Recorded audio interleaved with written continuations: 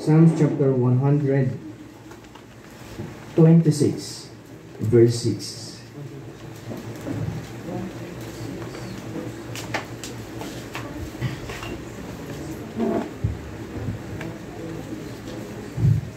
Amen. Psalms chapter 126, verse 5 and 6. Basahin po din po natin yung verse 5.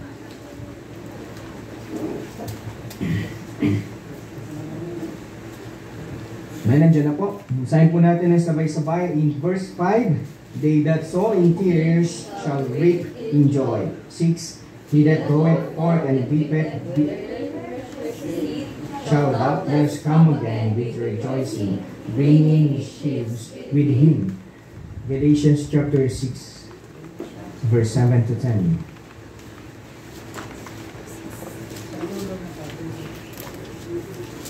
And nandyan po yan kasama ng Corinthians, Ephesians, Colossians, Galatians.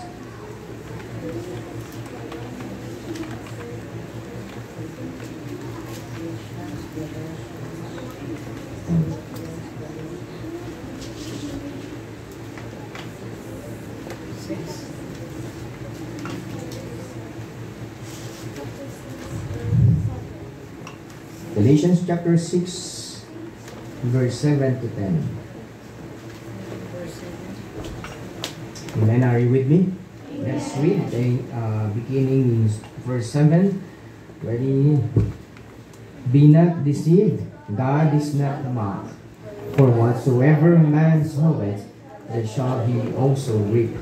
8. For he that soweth to his flesh shall of the flesh reap corruption, but he that soweth to the Spirit shall of the Spirit reap life everlasting. 9. And let us not be weary in well-doing, for in due season we shall reap, if we faint not. 10. As we have therefore opportunity, let us do good unto all men, especially unto them who are of the household of faith.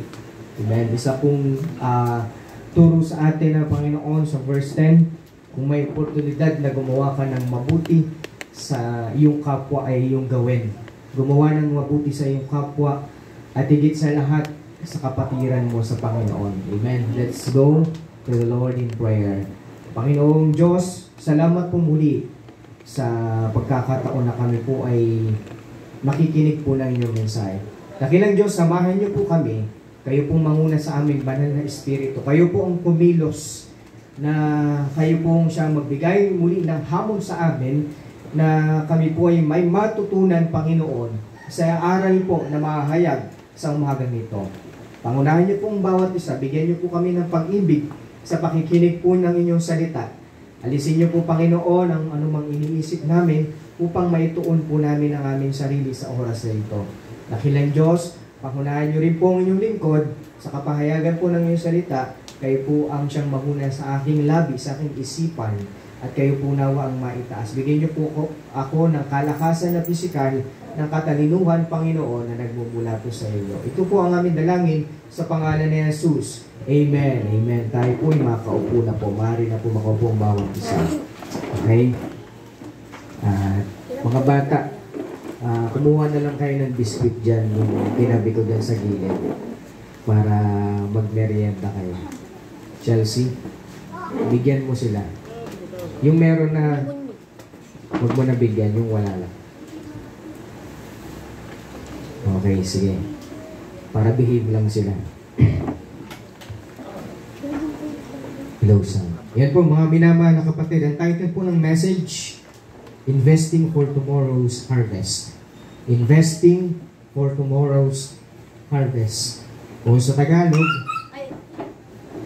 Tagalog po ay pag-iipon para sa pag-aani sa kinabukasan. Amen? Pag-iipon. Pag sinabi pong word na pag-iipon, ikaw ay, halimbawa sa isang bangko, ikaw ay naglalagak ng pera para po sa future, ikaw po ay mayroong mawi-withdraw o makukuha sa iyong inipon. Para ikaw ay nag-ipon sa isang alkansya katulad ng meron tayo. Iniipon natin yan, di ba? Hindi natin namamalayan, pakunti-kunti naglalagay tayo dyan ng amount na maliliit. Pero sa future, pag yan ay pinagsama-sama, yan ay malaki. Amen? Yan po ay malaki. So, ganun din po ang mga kapatid, sa larangan po ng misyon, kinakailangan po na tayo po ay mag-invest, magtanim, dahil ang harvest po ay dumadami. Amen? Dumadami po ang harvest sa pamamagitan ng pag-iipon natin sa panahon na ito, sa kasalukuyan na meron tayo. Ito po ay tulad na kapag ikaw ay nagtanim ng mangga, di ba? Hindi naman po yan kaagad na itinanim mo ngayon, bukas yan ay tutubo at magbubunga kagad ng napakarami. Amen? Yan ay yung didiligan, yan ay yung aalagaan, yan ay yung papalaguin hanggang siya ay lumaki. Paglaki niya, hindi pa yun magbubunga, tama? Hihintayin mo pa ang ilang panahon, ang ilang taon para siya ay magbunga ng mga prutas na mangga. Amen? So yun pong ibig sabihin po ng investing for tomorrow's harvest. Amen? Hindi porket nagtanim ka ngayon para sa Panginoon, gusto mo kagad na meron kagad kinabukasan. Hindi po ganon ang prinsipyo po ng Biblia. At may kita natin sa prinsipyo ng Biblia, there are mga struggles, merong mga pagsubok sa buhay na ipapadaan sa atin ng pagkakataon sa pahintulot ng Panginoon upang mas lalo tayong tumibay at maging karapat-dapat doon sa harvest na ibibigay sa atin ng Panginoon. Ganon din po, sa pagtatanim natin sa mga kaluluwa, hindi po siya biglaan, di ba? Hindi porke tinuruan natin sila ng ganito, ganon na sila kaagad. Mabilis kaagad. Amen? Meron tayong tinatawag na maturity process. Nagpo-process pa po yung mga bagay na yan, especially when it comes to spiritual maturity. As oras po na ito, ang ating pong pag-aaralan po ay patungkol po sa pagtatanim po natin sa misyon. Amen? Sa pagtatanim po natin sa misyon. Maaari ngayon, hindi natin nakikita yung bunga, pero darating ang panahon, magkakaroon ito ng bunga. Amen? Ito ay lalago na katulad ng isang puno, tatayog, mamumulaklak at magkakaroon ng mga bunga. At ito ay mapapakinabangan ng marami. Mga minamahal na kapatid, ako po'y naniniwala sa misyon na ito na hindi ito mananatiling ganito. Amen? Ako'y nagpapasalamat sa Panginoon sapagkat noong unang taon na tayo ay napunta dito, di ba? Hindi po ganito ang ating kalagayan. Nagkakaroon po ng improvement, mga minamahal na kapatid. Amen? Hindi po palagi yung buhay natin na mahirap, na wala, nakapos. Nagkakaroon po ng improvement. Amen? Nagkakaroon po ng pagkakataon na inilalagay po sa atin ng Panginoon para ito po ay maging blessing po para sa atin. Amen? Simula nung nanampalataya tayo sa Panginoon, di ba? Ibinigay natin ang buhay natin sa Panginoon. Ibinigay natin ang pagtatapat natin sa Panginoon. Nandyan yung mga blessing na pinapadala sa atin ng Panginoon. Amen? Pero alam niyo po, may kaaway na siyang umahadang ng mga bagay na yon. At kailangan po natin nagpasan yung mga bagay na yun. At kailangan po natin magpatuloy sa mga bagay na ating naumpisahan. Amen? Let us, mga kapatid, na huwag po natin limitahan ang ating pong pananampalataya. Don't limit our faith. Amen? Even sa ating missions, huwag po natin lilimitahan ang ating pananampalataya. Mga kapatid, hindi man tayo ang ahani ng mga itinanim natin, diba, ng mga gospel, hindi man tayo ang mag-aani ng mga bagay na yan. Ang mahalaga, tayo yung nagtatanim. Amen? Diba? Sabi nga ni Pablo, ako nagtatanim, diba? Kayo ang nagdidilig at iba yung mag-aani. Diba? Iba-iba po, mga minamahal na kapatid. At yan po itutulungan. Maaaring yung in-invite po natin dito kahapon, na taniman natin sila ng salita ng Diyos at pinagpipray natin na mag-grow yung Word of God. Darating yung panahon, hindi man sila dito magpatuloy, iba man yung umani sa kanila. Ang mahalaga, tayo po yung nagtanim. Amen? Diba? Yun pong ibig ko po sabihin. Parang kami po, kung kami po ay napunta ng Livingstone, ang Livingstone po, yung gawain po doon na nagtanim ng gospel sa amin. At nag-grow po yun. Napunta po kami ng Amparo nung kami po ay lumipat ng lugar, ng tahanan. May nagdinig din po doon sa amin, may nag-alaga, may nagkalinga. Amen? That is why, ang gawain po nakita ko po ay tulungan. Amen? Hindi po siya kompetensya, hindi po siya sa mga bagay na mga negatibo, kundi ito po ay tulungan. Amen? Kung diyan ka lalago sa lugar na yan, di ba? Hindi diyan ka lumago. Amen? Bakit? Dahil ang Panginoon ang nagbigay sa iyo ng lugar na yan. At tayo, mga minamahal na kapatid, dito tayo inilagay ng Panginoon. I believe na dito tayo gagamitin ng Panginoon at papalagoy ng Panginoon. And I pray, alam niyo po, pray ko sa Panginoon na tayo ay madagdagan pa. Amen? Bakit? Dahil sa pagkakataon na tayo po ay nadadagdagan pa, diyan po mga minamahal na kapatid na mas lalo tayong ginagamit ng Panginoon sa Kanya pong gawain at sa Kanyang ministeryo. Amen? Di na po natin papakatagalin pa. Number 1, let's go sa ating number 1, mga minamahal na kapatid. The noted Lord of the harvest. Balikan ko lamang po yung Psalms chapter 126, verse 5. Psalms chapter 126, verse 5. Sabi po dito, they that sow in tears shall reap in joy. Diba? Yung mga nagtatanim ng pagluha, paghirap, diba? Nahihirapan ka sa pagtatanim mo sa gawain ng Panginoon. There are many sacrifices na ginagawa para sa Panginoon. Amen? There are persecutions. Nag-share ka ng gospel pero pinipersecute ka. Diba? Nasasaktan ka personally. Anong sabi ng Panginoon? Shall reap in joy. Aani ka ng kagalakan. Amen? Mga minamahal na kapatid, I encourage you sa pag-share nyo ng gospel sa salita ng Diyos. Hindi yan mananatili na kayo ay malungkot. Hindi yan mananatili na kayo ay persecuted. Aani kayo ng kagalakan. Amen? Basta gawin lang natin ang pinapagawa ng Panginoon. In verse 6, he that goeth forth and weepeth, bearing precious seed, shall doubtless come again with rejoicing, bringing his sheaves with him. Diba? Siya yung nagpapagal, yung umiiyak.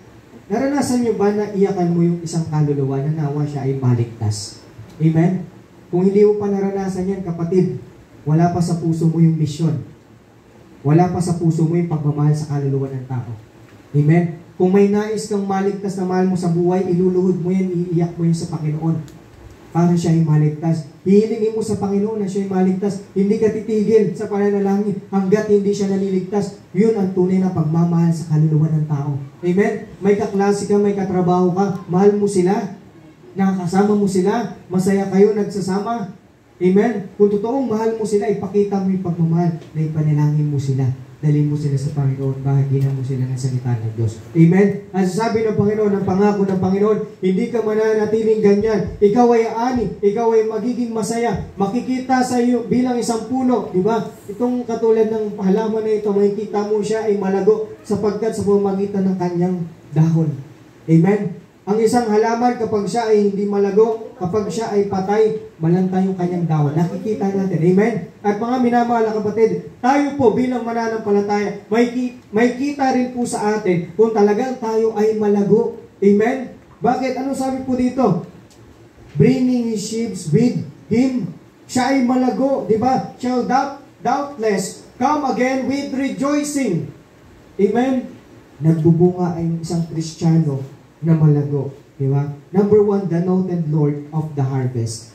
Buksan po natin sa Matthew chapter 9, verse 38. The noted. Pag sinabi pong noted, kilala. Fame.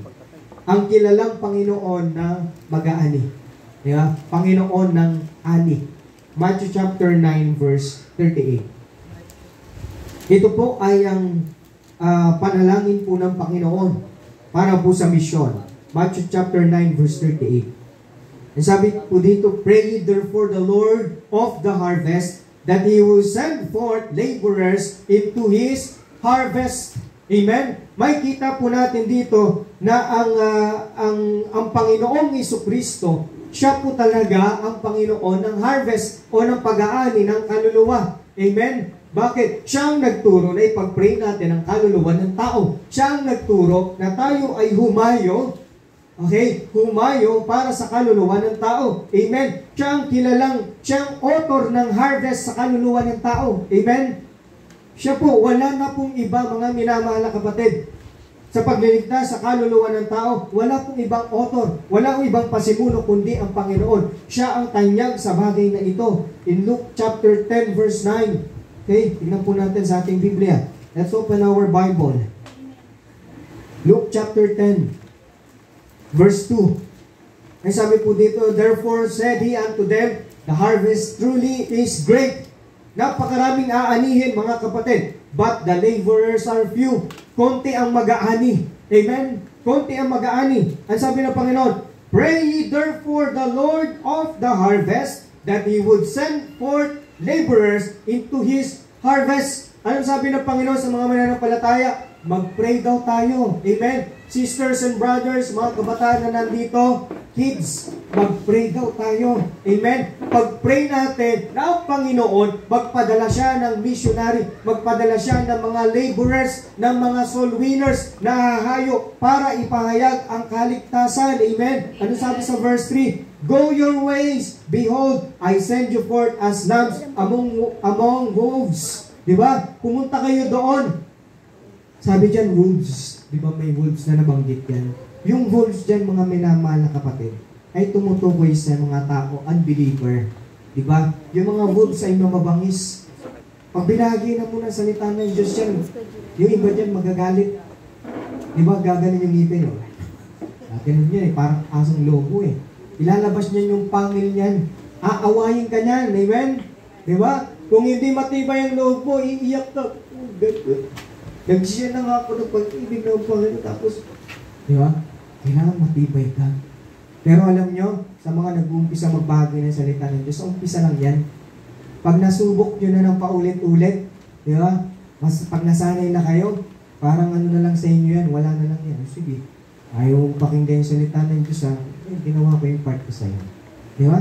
Ganun lang po yun. Basta gawin po natin, trabaho natin sa Panginoon. Amen? Maaaring sa unang pagpunta mo, hindi siya makinig. Sa pangalawa na may nagturo sa kanya, doon siya makinig.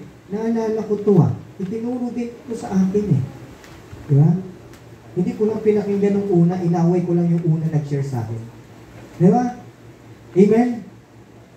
Kaya hindi tayo dapat ma-discourage. Ang sabi ng Panginoon, ang pupuntahan natin ay mga asong lobo. Ganun po talaga. Ang iba po sa kanila, pagtatawanan tayo. Di ba? Pero dapat hindi tayo mahiya kung pagtatawanan nila tayo na mag-share tayo ng gospel sa kanila. Bakit? Ang dala-dala kasi natin ay katotohanan. Hindi po peke, hindi po modus, hindi scam ang dala-dala natin. Katotohanan po ang dala natin, mga minamahal na kapatid. Amen? At ang nag-utos sa atin yan, ang author ng missions. Amen? Ang founder ng missions, walang iba ang Panginoon. Ang Diyos na ating pinaglilingkuran. Amen po ba? Kaya dapat hindi po tayo matakot. Diba? Sabi ng Panginoon, go your ways. Humayo daw. Bawat tigtas, humayo tayo. Ipahayag natin ang salita ng Diyos sa kanila. Amen? Sila man ay mababangis na hayop na lobo. Ngunit kapag nadala sila, pag-pray natin sila sa Panginoon, papalabutin ng Panginoon ang kanilang mga puso at sila ililigtas ng Panginoon. Amen? Tuloy po natin mga kapatid. The noted Lord of the harvest. Sa Genesis chapter 1, verse 11 to 12, may kita niyo po dyan kung paano po ang Panginoon, siya po ay nagtatanim. Tingnan niyo po Genesis chapter 1, verse 12, 11 to 12. Amen. Siya po talaga ay Lord of the harvest. Genesis chapter 1, verse 11 to 12.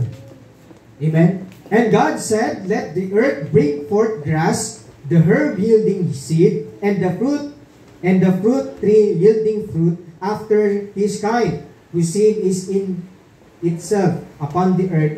And it was so. Verse 12, and the earth brought forth grass and herb yielding seed after his kind, and the tree yielding fruit, whose seed was in itself after his kind. And God saw that it was good. Amen? God saw that planting, God saw that investing is good. Amen? Kaya tayo mga minamahal na kapatid, kung tayo ay nagtatanim ng gospel sa ating kapwa, sa ating mahal sa buhay, yan daw po ay good. Amen? Diba? Bakit? Dahil balang araw sa pagtatanim, yan ay bubunga. Amen? Alam niyo po, yung mga puno ng unang panahon na naitanim hanggang ngayon, yung iba sa kanila buhay pa. Sa mga forest na hindi pa napuputol yung puno, hanggang ngayon buhay pa.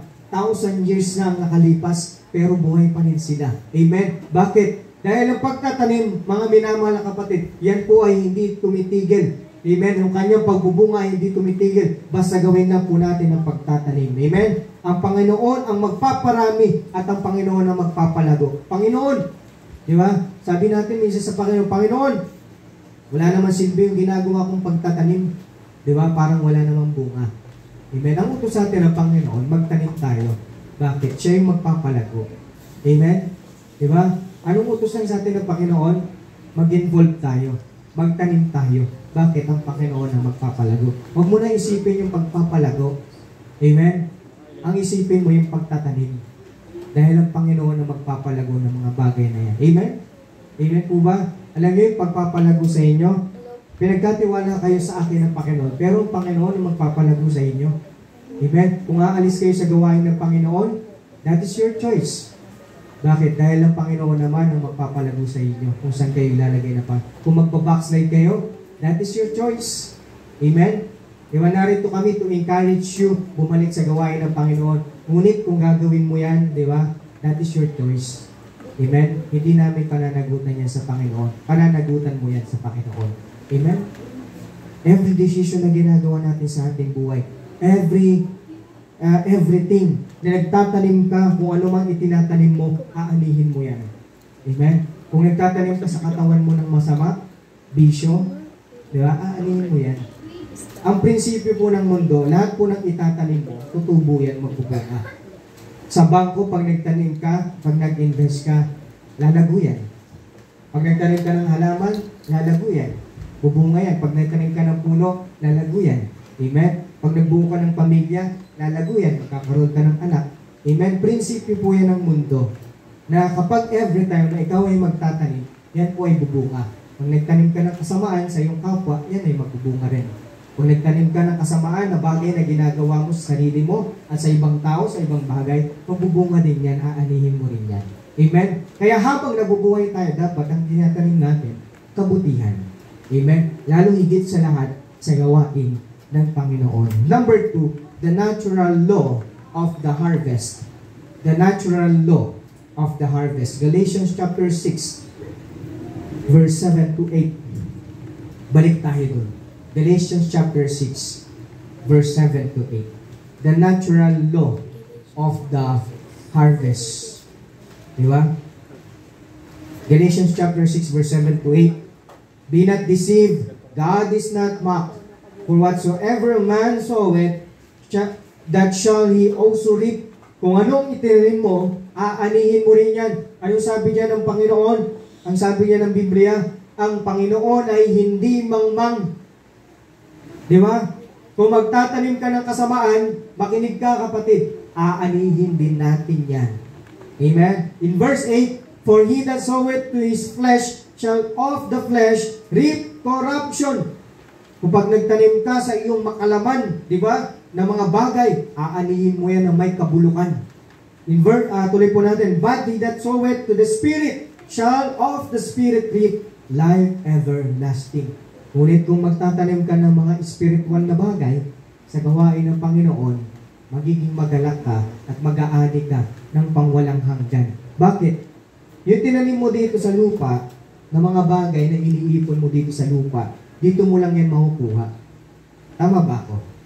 Yung kayamanan na tinatanim mo dito sa lupa, hanggang dito lang yan, hindi mo madadala yan sa langit. Pero yung tinanim mo na espiritualidad, hapon, nagkaroon tayo ng evangelistic service, hindi nyo man nakita yung reward. Diba? Pero may reward nandito sa langit. Soon mo pa makukuha. Soon mo pa makikita. Hindi pa ngayon. Amen? Diba? Huwag tayong tumingin sa material na bagay na matatanggap natin. Diba? Matatanggap natin. Uy, may reward ako kay pastor pag ginawa ko itong mga bagay na ito. Huwag niyo tingnan yun. Amen? Masigit ang ibibigay sa atin ng Panginoon pagdating natin doon sa langit. Amen? Mas malaking kagalakan. Bakit? Panghabang buhay mo yun kumbaga, panghabang buhay mo yun na ikaw ay matutuwa eh. Parang ikaw yung bumili ng isang gamit sa Shopee. Diba? Pagdating niya, nakabalot. Tuwan-tuwa ka eh. Diba? Tama ba ako, mga bata? Pag nag-order kayo sa Shopee, tuwan-tuwa ka. Pag dumating, nakabalot pa yan. Diba? Tapos pag binuksan mo, uy, dumating na siya. Amen? Diba? Ganon din po mga minamahal na kapatid. Ganon po sana tayo magalak yung mga reward na matatanggap natin sa langit na ini-invest natin dito sa lupa. Dapat ganon tayo ka-excited. Uy, pagdating ko doon sa langit, may mansion ako. Diba? I've got a mansion that over the hilltop. Diba? Wala kang bahay dito pero pagdating ko sa langit, may mansion ka. Tinalo mo pa yung presidente ng Pilipinas. Amen? May mansion ka. Ang lalakaran mo ginto. Diba? Lalagyan ka ng Panginoon ng corona na sa buong buhay mo dito sa lupa, hindi ka pa nakakita ng corona. Amen? Diba? Na yung mga hari at reyna lang nagkakaroon ng ganong corona. Pero ikaw, simpleng taong nabuhay dito sa mundo, pagdating mo sa langit, may corona ka. Tinalo mo pa yung reyna at mga prinsipe at mga hari. Amen. Dapat ganun tayo ka-excited, di ba? Na parang nanonood tayo nung anong palabas yun, yung Batang Quiapo, di ba? Excited ka, bukas ano kaya susunod na mangyayari kay Tanggol, di ba? Mabubuhay pa kaya siya, di ba? Excited ka, dapat ganun din tayo sa Panginoon. Nagtatanong ka, uy, bibigay ko tong faith promise ko, something, may reward ako sa heaven. Di ba? Magsusolwin ako something, may reward ako dun sa heaven. Excited na ako, makuha ko yung reward, maklaim ko yung reward ko. Amen? Diba? Sometimes, minsan, kung bakit hindi tayo aktibo sa gawain ng Panginoon, bakit? Dahil hindi tayo excited sa mga bagay na matatanggap natin sa langit. Amen? Pero, but the natural law of the harvest, mga minamahal na kapatid, anumang kabutihan na itaninan mo dito sa lupa, mga kapatid, aanihin mo yan. Amen? Yung reward ng Panginoon, hindi niya kagad pinapakita. Yung blessing ng Panginoon, hindi niya kagad pinapakita. Hihintahin mo yan. Paghihirapan mo kaya. Amen? Kung magtanim ka ng kasamaan, aani ka ng kasamaan. Kung magtatanim ka ng kabutihan ngayon, aani ka rin ng kabutihan. Amen? Number 3, the needful laborers of the harvest. The needful laborers of the harvest. The harvest truly is plenteous, is great, but the laborers are few. Galatians chapter 6 verse 9. Nag-invest na ba tayo mga kapatid? Kung hindi pa, mag-invest na tayo. Amen? Amen po ba? Mag-invest na tayo mga kapatid habang nabubuhay pa tayo. Ang sabi ng Panginoon doon sa gospel book, meron kasi doon, may kwento yung Panginoon doon sa sa gospel book, sa Matthew, Mark, Luke dyan. Meron daw doon katiwala na hinanapan niya nung sabi niya, anong ginawa mo sa talent ko na ipinagkaloob ko siya? Ngayong isa yung binigyan niya ng isa, hindi niya pinalago. Anong sabi ng Panginoon? Pumunta ka doon sa sulok, kumbaga sa kadiliman. Di ba? Anong sabi sa kanya ng Panginoon? Masama at tamad na lingkod. Sakit nun pag sinabi ng anak Panginoon. Kung sasabihin ko kayo ng ganun, masama at tamad ka, brother, sister, masama at tamad ka. Di ba masakit yun?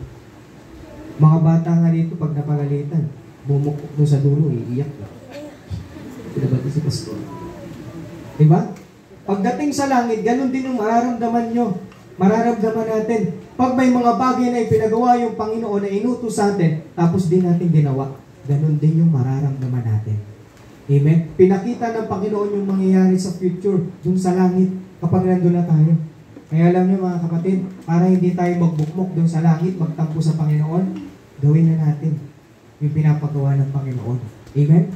Gawin na natin yung inuutos ni Pastor na galing sa Panginoon. The needful laborers of the harvest. Galatians chapter 6 verse 9. And let us not be weary in well-doing, for in due season we shall reap if we faint not. Amen? Anong sabi mga minamahal na kapatid? Aani ka kapag ikaw ay hindi Ano ibig sabihin ng faint sa Tagalog? Mapapagod kung hindi ka titigil. Amen? Amen? Maaring ngayon nagtatanim ka, masaya ka nagtatanim, tapos dumating yung pagkakataon. Ano ba naman klase pagtatanim ito? Parang walang bunga. Pagod na ako, titigil na ako, magbabackslide na ako. Walang reward yun. Amen? Nasaan yung reward? Nasa pagpapatuloy. Amen? Pero kung ikaw ay tumigil, Diba? Kumbaga, yung malapit ka na sa finish line, tumatakbo ka, tapos tumigil ka, ayoko na, pagod na ako, hindi ko na kaya. Tumigil ka pa. Walang reward yun. Hindi ka panalo. Amen? Di ba ganun sa karera? Right? Diba? Sa pagtatanim natin sa Panginoon, yan po ay patuloy. Hindi po yan isang beses na nagtanim ka lang. Diba? Yan po ay tuloy-tuloy na pagtatanim. Diba? Nakita ba kayo na magsasaka, isa lang yung tinanim niya? Diba pag nagtanim yan, sunod-sunod? Marami. Bakit? Para marami rin siyang anihin. Amen? Anong nakalagay sa isipan natin? Anong pamantayan natin ng kaisipan pagdating sa gawain ng Panginoon? Isa lang yung itatanim natin? No. Kailangan natin magtanim ng marami para umani tayo ng marami. Amen? Sabi doon, for in due season, we shall reap if we faint not. Aani ka kung ikaw ay hindi ka titigil kung hindi ka mapapagod. Amen? Marami sa atin ang pagod na. Marami sa atin ang tumigil na. I tell you this, brethren, sayang yung reward na matatanggap mo doon sa langit someday na ibibigay sa iyo ng Panginoon. Huwag kang titigil. Amen? Huwag kang titigil. Nahihirapan ka sa school. So, di ko na kaya. Nahihirapan ako sa school. Diba? Huwag kang titigil. School lang yan. Amen. Mas great ng Panginoon. Basta di ko na kaya. I'm so busy sa aking pagtatrabaho. Yeah, sa aking mga ginagawa sa sarili kong personal na buhay ko. Amen? Paano kung sabihin ng Panginoon, sige, tigil ko na rin yung buhay mo. Busy na rin ako sa iba. Right? Tama ba ako? Paano kung ilagay sa panaginip po ng Panginoon, anak, pagod na rin ako intindihin ka eh. Busy rin ako sa iba eh. Kasi yung iba, masipag sila sa gawain ng Panginoon. Ikaw, ayaw mo magpakasipag sa gawain ng Panginoon. Pagpapahingayin na lang kita, anak. Siguro kung gano'n yung mapag-inipan natin, no? Di ba? Ano kayang mangyayari nun sa gawain dito ng Panginoon? Di ba? Baka araw-araw nandito kayo. Di ba? Amen? Hindi lang Sabado, hindi lang Linggo, hindi lang Miyerkules. Naiintindihan niyo po ako, mga minamahal na kapatid. Pero mabuti ang Diyos eh. Napakalawak ng kanyang biyaya. Hindi niya hinahayaan na kunin yung buhay natin sa kabila na hindi natin ginagampanan yung ministeryo na inaatang sa ating kamay. Napakabuti ng Diyos. Kaya sana ma-realize natin, makita natin yung pagmamahal ng Diyos sa ating mga buhay. Amen? Huwag tayong tumigil. Amen? Huwag natin ipagpalit ng Panginoon dito sa mundo. Dahil iiwan natin ang mundo, pero ang Panginoon hindi tayo iiwan. Huwag natin ipagpalit ang Panginoon sa ating pag-aaral, sa ating pagtatrabaho. Amen? Dahil yung pagtatrabaho ay iiwan mo, pero yung Panginoon hindi kayo iiwan. Right? Kapag pinagpalit mo na ang Panginoon sa iyong buhay, pinapakita mo na hindi mo mahal ang Panginoon. Amen? Kung pinagpalit mo ang Panginoon sa mga bagay na pinapagawa niya sa'yo, pinapakita mo na hindi mo mahal ang Panginoon, na hindi mo prioridad ang Panginoon sa iyong buhay. The faithful laborers of the harvest. 1 Corinthians chapter 15 verse 58. This is an encouragement sa atin, mga minamahal na kapatid, na tayo ay dapat po magpatuloy. 1 Corinthians chapter 15 verse 58. Ano pong sabi dyan mga kapatid? Verse 58. Therefore, my beloved brethren, be ye steadfast. Sino yung kausap dito? Beloved, mga minamahal kong mga kapatid. Ano sabi? Be ye steadfast, unmovable. Huwag kang aalis, magpatuloy ka lang, dyan ka lang sa Panginoon. Huwag kang magbabackslide. Always abounding in the work of the Lord. Lagi kang mag-join, mag-involve sa ministry ng Panginoon. Amen? Anong sabi kasunod? For as much as ye know that your labor is not in vain in the Lord. Amen? Kung ano man ginagawa mo para sa Panginoon, yan ay hindi mawawala ng kabuluhan. Your labor, yung pagpapagod mo, pagsasakripisyo mo, sa mga nagluto kahapon, sa mga tumulong kahapon, your labor is not in vain in the Lord. Amen? Your labor is not in vain. Sa mga nag-i-invest, sa mga nagbibigay, your labor is not in vain in the Lord. Sa mga kabataan na walang maibigay, pero kayo ay kasama sa soul winning sa Bible studies, your labor is not in vain in the Lord. Amen? Hindi sayang. Mga minamahal, hindi kayo naglilingkod para kay pastor. Amen? Kaya dapat kahit wala si pastor, tuloy ang laban. Amen? Tuloy ang gawain ng Panginoon. Amen? Hindi naman ako nakikita ni pastor kung nagsusolvining ako eh. Hindi po. Ang Panginoon po, sa Panginoon po natin yan, kinuha yung ministry na yan. Ang Panginoon po nag-utos sa atin. Hindi po ako, pinadalang po sa akin yun. Amen? Kaya dapat gagampanan pa rin natin kung ano yung pinagkatiwala, yung pinapagawa sa atin ng Panginoon. Amen? The needful laborers of the harvest. Hebrews chapter 6 verse 10. Tignan po natin. Marami po tayong verses para makita po natin na nangangailangan ng Panginoon ng mga laborers. Amen? Nangangailangan ng Panginoon ng laborers. Kailangan niya po tayo. Hebrews chapter 6 verse 10. For God is not unrighteous to forget your work and labor of love. Diba? Hindi po ang Panginoon nalilimutan niya yung iyong ginawang pagpapagal ng may pag-ibig which ye have shewed toward His name, in that ye have ministered to the saints and do minister. Hindi niya makakalimutan yan, kapatid. Amen? Sa mga oras na ito, di ba? Sa oras na ito, mga minamahal na kapatid, ini-encourage ko kayo. Di ba? Ini-encourage ko kayo na mag-go rin kayo sa missions. Amen? Mag-go kayo sa missions. Huwag kayong matakot. Bakit? Dahil hindi malilimutan ng Panginoon yung gagawin mo na yan para sa Kanya. Amen? Huwag kang matatakot na ipagkatiwala mo sa Kanya ang iyong buhay pagdating sa misyon. Dahil may reward doon sa langit. Amen? Dahil kasama natin ang Panginoon. And last, 1 Corinthians chapter 2, verse 9. 1 Corinthians chapter 2 verse 9. Let's open our Bible. 2 verse 9. But it is written, eye hath not seen, nor ear heard, neither hath entered into the heart of man the things which God hath prepared for them that love Him. May inihanda sa atin ang Panginoon. Amen? May inihanda. Lalo sa mga minamahal na mga manggagawa na isusuko niya ang kanyang buhay para sa Panginoon, para sa gawain ng pagmimisyon. Baka minamahal, may inihanda sa atin ang Panginoon at may ihahanda sa bawat isa ang Panginoon. Kaya tayo po'y magpatuloy. Mamaya, may soul winning po tayo. Amen? May soul winning tayo. Sana kapag gagampanan po natin yung mga bagay na yung soul winning Bible studies, huwag niyo pong sasabihin na yung pastor lang naman yung nag-uutos niyan. Amen? Amen po ba? Si pastor lang naman, kaya hindi ko nasusundin.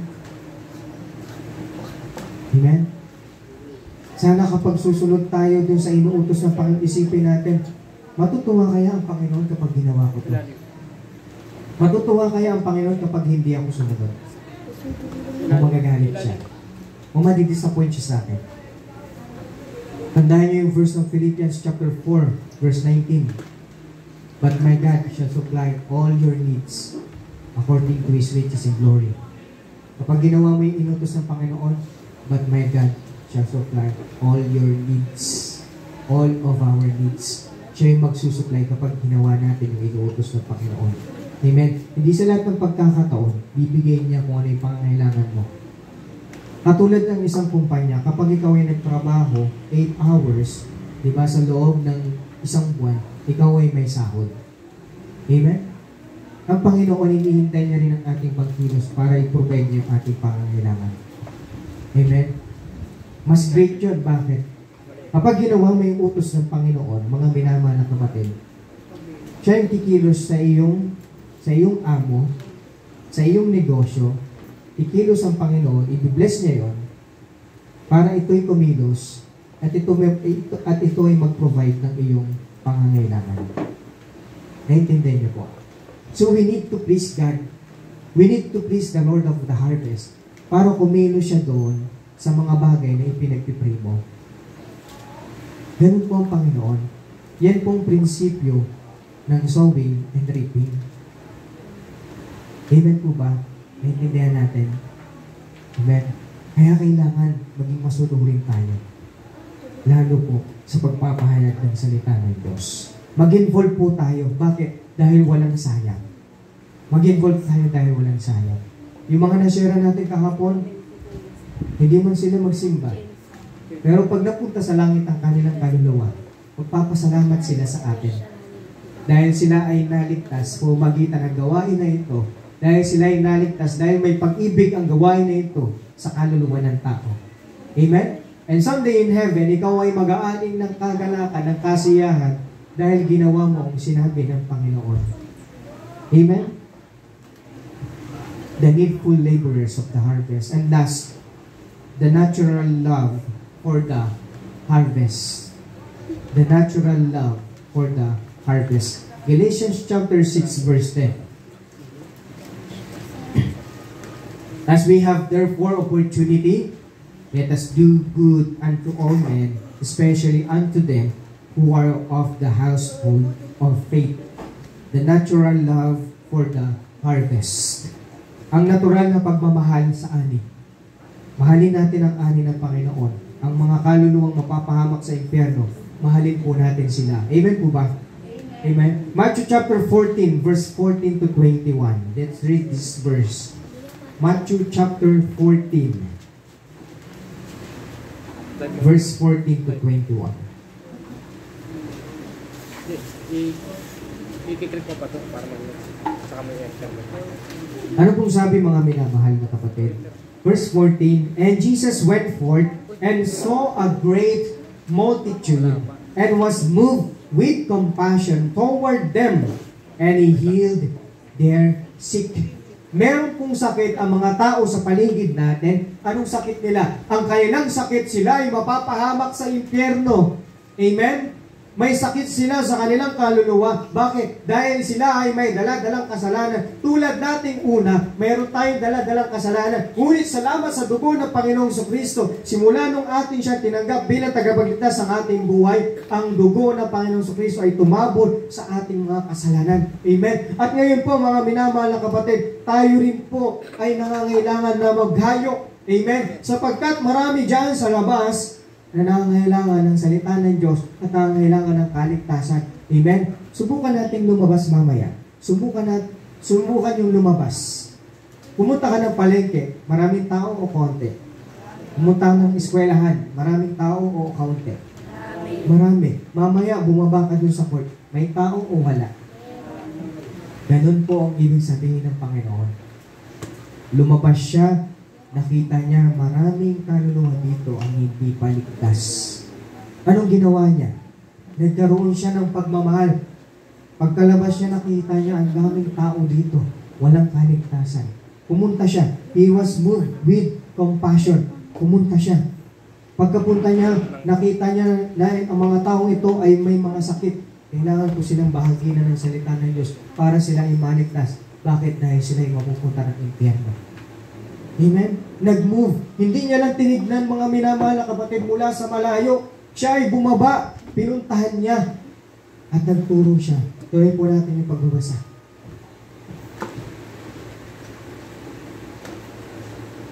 Verse 15, And when it was evening, His disciples came to Him saying, This is the desert place, and the time is now past. Send the multitude away. Ano sabi ng mga disipulo? Gabi na. Diba? Gabi na, Panginoon. Pauwiin mo na yung mga tao. Alam niyo kung ilan yung tao doon? Napakarami. Pauwiin niyo na po yung mga tao, Panginoon. Send the multitude away. Maybe sila po ay nasa 10,000 mga minamahal na kapatid na pinapauwi ng mga disipulo. Diba? Pauwiin mo na sila, Panginoon. That they may go into the villages and buy themselves victuals. Pauwiin mo na sila, Panginoon, para magpahinga na sila. Para sila ay makakain. Bakit? Dahil wala tayong pagkain, Panginoon. Wala tayong papakain sa 10,000 na yan. Isipin mo yan, mga minamahal na kapatid. Ang dami nilang papakainin. Tinuruan kasi ng Panginoon eh. Diba? Tinuruan ng Panginoon, tapos bibigyan niya ng pagkain para hindi magutom. Pero alam niyo, sabi ng Panginoon, tuloy po natin. But Jesus said unto them, They need not depart. Give ye them to eat. Huwag niyo silang paalisin. Bigyan natin sila ng pagkain. Amen? So makikita natin dito mga minamahal na kapatid, kung gaano ang pagmamahal ng Panginoon sa mga kaluluwang mapapahamak sa impyerno. Kung paano yung pag-ibig niya, yung kanyang compassion sa mga kaluluwa na mapapahamak sa impyerno. Amen?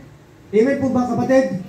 Amen. Alam niyo ba kung gaano naging pag-ibig ng Panginoon sa atin para hindi mapahamak yung kaluluwa natin sa impyerno? Alam niyo ba kung gaano yung pagsakripisyo ng Panginoon sa atin para hindi tayo mapunta sa kapahamakan, sa kaparusahan? Amen. Dapat ganun din po ang ating gawin, mga minamahal na kapatid, ngayon po sa ating pangkasalukuyan ng buhay Kristiyano, na makita po natin maraming kaluluwa ang nangangailangan ng kaligtasan. Amen. Paulit-ulit ko pong sinasabi, kapag nandito po kayo sa worship, hindi po kayo naglilingkod pa sa Panginoon. Ang tunay na paglilingkod ay kapag ikaw ay lumabas, kapag ikaw ay nahihirapan, kapag ikaw ay nagsasakripisyo na. Yung pangkakain mo na lang, ibibigay mo pa para sa Panginoon. Yun ang paglilingkod. Yung lalabas ka kahit umuulan para maghayo, magbahagi ng salita ng Diyos, yun ang paglilingkod. Yung nagkakasakit ka na, pinapawisan ka, tapos ikaw ay mauulanan, yun ang paglilingkod sa Panginoon, pagsasakripisyo. Amen? Kung makikita natin dito sa kwento, mga minamahal na kapatid, si Jesus Christ ay nag-sacrifice. Isipin nyo, ilan yung tinuruan niya? 10,000. Kaya niyo bang gawin yun? Kaya ba natin gawin yun? Hindi ko kayang gawin yun. Amen? Ngunit kung ano yung magagawa ko para sa Panginoon ay gagawin ko. Bilang siyang masigit na nagsakripisyo, higit sa ating lahat. Amen? Inalay niya yung kanyang buhay para sa atin. That is the greatest sacrifice. Amen? Amen? Tuloy po natin. In verse 17, and they say unto him, we have here but 5 loaves and 2 fishes. Amen? Walang pananampalataya itong mga disipulo na nakasama ng Panginoon. Nakita ng mga disipulo yung milagro na ginawa ng Panginoon. Kung ilang libo yung mga pinapakain ng Panginoon, kahit wala naman silang pera, kahit wala naman silang pagkain. Diba? Nakita ito ng mga disipulo kung paano nagpalayas ng demonyo ang Panginoon, kung paano nagpagaling ang Panginoon, pero wala pa rin silang pananampalataya sa Panginoon. Amen? Amen? At mga minamahal na kapatid, sana po huwag tayo maging katulad nito, na wala po tayong pananampalataya pagdating po sa misyon. Amen? Wala tayong pananampalataya pagdating po sa soul winning. Ano sabi ng mga disipulo? Meron lamang po dito 5 tinapay at 2 isda. At yung 5 tinapay na at 2 isda, sabi po doon sa book of John po yata yun, sabi po doon, galing pa yun sa bata. Batang lalaki na may dalang basket. Dala niya yung 5 tinapay at 2 perasong isda. Napakaunti compared to sa 10,000. Pero alam niyo yung bata may pananampalataya, higit doon sa laging nakakasama ng Panginoong Jesucristo. Amen? Amen po ba?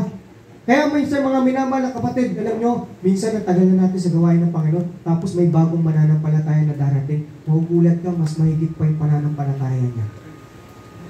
Bakit? Diba? Dahil kinilos siya ng Panginoon. Tayo dapat kinikilos din tayo ng Panginoon. Dapat hindi tayo nagkakaroon ng limitasyon sa ating pananampalataya. Amen? Diba? Yung may pananampalataya, yung bata. Ano ba yung bata kung hindi describe natin? Bata lang yan, minamaliit natin yung bata. Bata lang yan pagdating niya sa paglilingkod sa Panginoon. Pero yung pananampalataya niya pala sa Panginoon ay buo.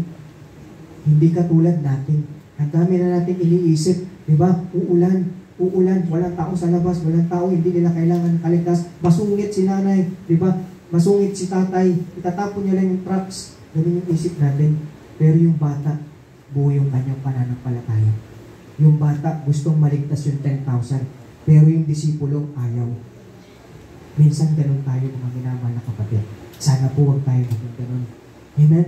Huwag tayo maging madamot pagdating sa gospel ng Panginoon, pagdating sa kaligtasan ng ibang tao. Amen? Tuloy natin mga minamahal na kapatid. Ano nangyari? Ano nangyari doon sa kwento? He said, bring them hither to me. Sabi niya, dalhin mo sa akin yan. Dalhin mo sa akin yan. Kaya nga yung faith promise, dinadala natin sa Panginoon eh.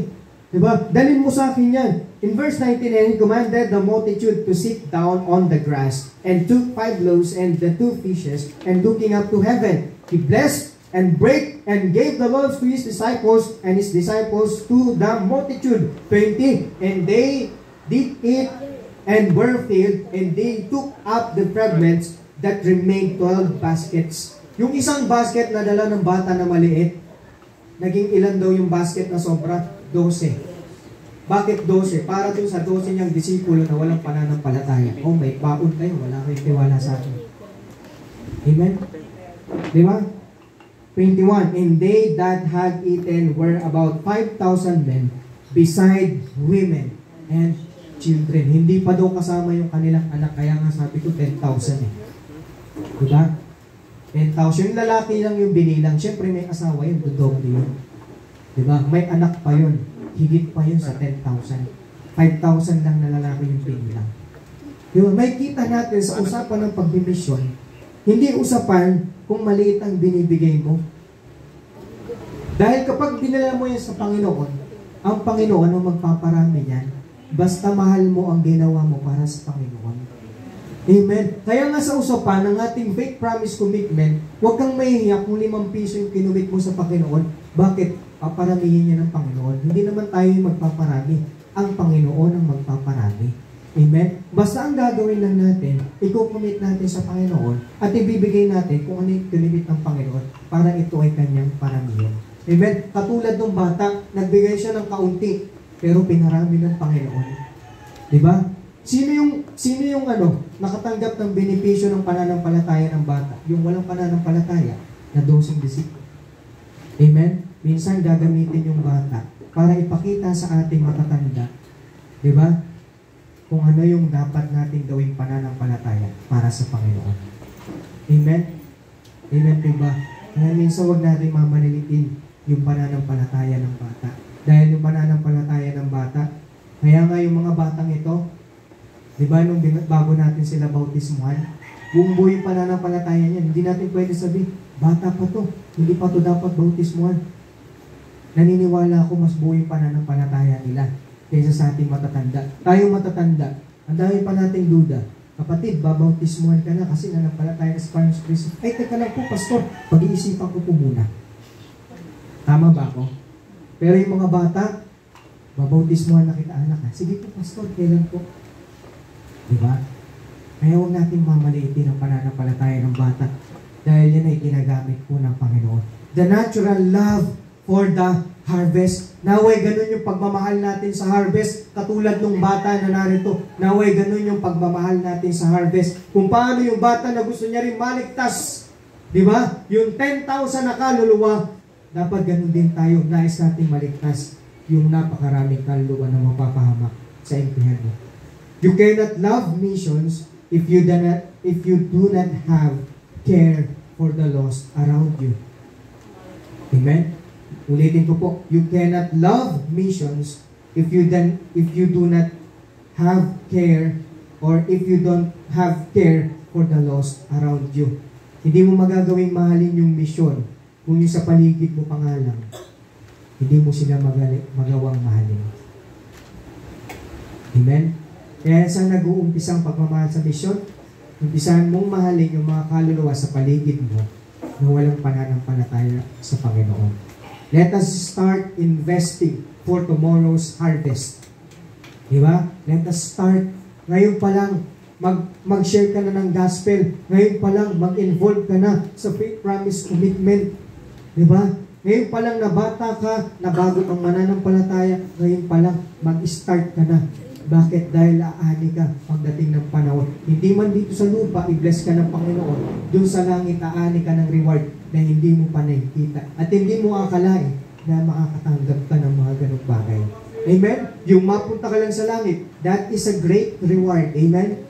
That is a great blessing para sa ating mga mananampalataya. Amen? How much more pa kung lalagyan kanya ng corona at ikaw ay kanyang itatanghal sapagkat ikaw ay masunuring lingkod ng Panginoon. Diba? Chelsea de la Cruz. Tayo pa. Gusto kong sa inyo. Ipakita sa inyo yung picture dun sa heaven. Kapag rewarding na. Halika dito, anak. Chelsea de la... Tatawagin kasi yung pangalan eh. Sabi dun sa Bible, tatawagin yung pangalan mo. Anong middle name mo? Daddies. Chelsea Daddies de la Cruz. Ganyan yung gagawin sa heaven eh. Recognition sa heaven eh. Kung dito nga sa lupa may recognition, sa langit meron din. Bibigyan ka ng corona, thou good and faithful servant. Bibigyan ka ng corona doon ng Panginoon. Diba? Tumutugtog yung mga diba? Tapos makikita yun ng milyong-milyong mga taong naligtas. Diba nakakamangha yung gagawin ng Panginoon pagdating sa rewarding? Amen? Kaya sasabihin sa iyo ng Panginoon, ikaw na tamad, makakayo ka rin dun eh. Ikaw na tamad at masamang lingkod, umalis ka sa aking harapan. Diba nakakalungkot? Ang sakit nun. Milyon-milyon din yung nanonood sa'yo. Pero kung gagawa ka ng mabuti ngayon, mag-invest ka ngayon, magagala ka dun sa langit sapagkat ginawa mo yung pinagawa sa'yo ng Panginoon. Amen? Maraming salamat. Sa ating pong pagtatapos, niling ko po ang bawat isa na tayo po ay upo at pumigil. I will call once again an invitation. Sa ating pong kalagitnaan, meron po sa atin na tayo po ay nananalangin para sa misyon. Habang kayo po ay nakapikit, maaari ko bang hilingin na itaas ninyo ang inyong kamay kung nais nyong manalangin para sa mga misyonary. Maaari ko bang hilingin? Kung nais nyong manalangin para sa mga missions, sa mga misyonary, can you raise your hand? Amen. Amen po. Nakita ko na po. Nakibaba na po. Meron pa po ba na nais mong ipanalangin? Manalangin ka para sa missions at sa mga laborers. Meron pa po ba nais itaas ang kanyang kamay? Nais mo bang maging parte ng pananalangin para sa misyon ng Panginoon? Can you raise your hand, please? Amen. Sa mga nagtaas na po, okay na po. Okay, meron pa ba? Amen. Meron po ba dito na nais niyang ipagpatuloy ang kanyang pagbibigay ng faith promise? Amen. Can you raise your hand? Amen. Praise God. Glory to God. Meron po ba dito, o kung may kikilusin man ng Panginoon, nais mo bang itaas ang iyong faith promise commitment? Yan ay pakiusap na sa iyo ng Panginoon. At gawin mo na lang po yan sa Panginoon. Hindi ko na po hihilingin na itaas niyo po ang iyong kamay. Ngunit I encourage you, kapatid, magpatuloy lang tayo sa pagbibigay sa misyon, sa mga misyon ng Panginoon. Amen. Kung may hindi pa po nagbibigay sa oras na ito, maaari ko bang hilingin, meron po ba nais na maging part sa faith promise commitment? Kung meron pa po, hindi po nagiging part. Maaaring kinikilos ka ng Panginoon, nais mong maging part sa pagbibigay sa mission. Meron po ba dito mga minamahal na kapatid na Panginoon, nais ko pong humayo, nais ko pong mag-involve sa soul winning, sa Bible studies, Panginoon? Meron po ba? Pwede po bang pakitasan ng kamay? At ipag-pray po natin ang mga bagay niya. Can you raise your hand? Amen, amen. Nakita ko na po yung kamay. Amen. Meron pa po ba? Panginoon, gusto ko po mag-involve. Gusto ko po mag-invest, magtanim. Wala akong pera, pero gusto ko po sumama, Panginoon. Gusto ko po. Can you raise your hand? Amen. Praise God. Glory to God. Sa Panginoon po natin yan. At sa oras na ito, meron po ba mga minamahal na kapatid na nais niya rin na someday siya ay humayo sa pagbimisyon sa ibang lugar at siya ay magbabahagi doon ng kaligtasan? Lalaki ka man o babae, maaaring kinikulos ka ngayon ng banal na espiritu.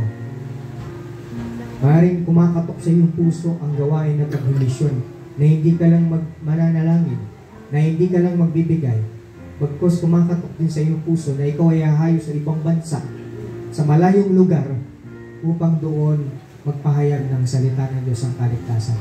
Meron po ba? Meron po ba nais? Pwede po bang pakitasan ng iyong kamay?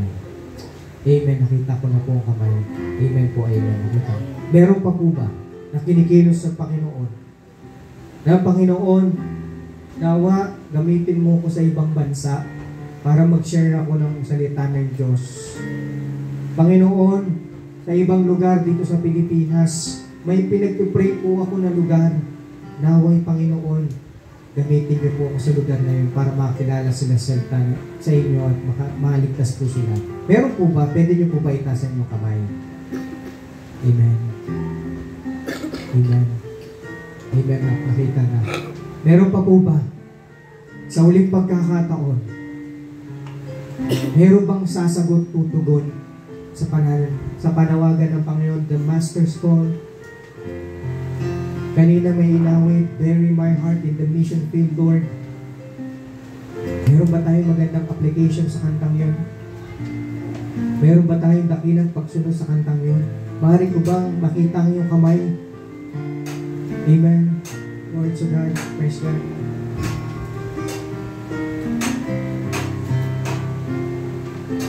Meron po ba mga minamahal na kapatid na nais niya maging missionary siya sa kanyang pamilya, sa kanyang kapitbahay, sa kanyang kakilala, sa kanyang kaklase, sa kanyang komunidad? Meron po ba mga minamahal na kapatid? Pwede bang itaas mo ang iyong kamay kung meron? Amen. Nakita ko na po. Meron pa po ba? That you are willing to share the gospel to the lost na nasa paligid mo. Na ayaw mo silang mapahamak sa impyerno. Na ayaw mo ipagdamot ang kaligtasan. Meron ba, pwede bang pakitaas ang iyong kamay? Amen. Amen. Praise God. Meron pa po ba? Naintindihan mo ba talaga ang mensahe ng Panginoon? Kinikilos ka ba talaga ng Panginoon? O mahal mo ba ang Panginoon? Nagkaroon ba ng kurot sa iyo ang mga versikulong inilatag? Pwede mo bang itaas ang iyong kamay? Pwede bang pakitaas ang iyong kamay? The altar is open. Hinihiling ko lahat ng nagtaas ang kamay. Lumapit kayo sa harapan. At tayo'y mananalangin. Lahat po ng mga nagsitaas ng mga kamay simula kanina. Can you please come forward? Let us pray. Let us pray. Let us invest for tomorrow's harvest. Hindi ka man magiging missionary ng Panginoon, kapatid, hinihiling ko, samahan niyo ako sa pananalangin. Samahan niyo ako sa pagbibigay, sa misyon. Samahan niyo ako sa paghahal. Bilog natin sa Panginoon, mga kapatid. Maraming bansa ang hindi pa naabot ng gospel, hindi pa nakakapakinig ng salita ng Diyos. Maraming lugar dito sa Pilipinas ang hindi pa nakakapakinig ng salita ng Diyos. Mga minamahal na kapatid, kailangan po nila tayo. Sa paligid nyo, sa inyong komunidad, maraming tao ang wala pang kaligtasan. Mga minamahal na kapatid, kailangan po nila tayo. Ito po ating mission month ay walang silbi. Ang mga ginastos dito, ang mga sacrifices na ginawa natin para dito, ay wala pong silbi, mga minamahal, kung hindi po tayo kikilos ng sama-sama. Let us invest, mga minamahal na kapatid. Let's start investing.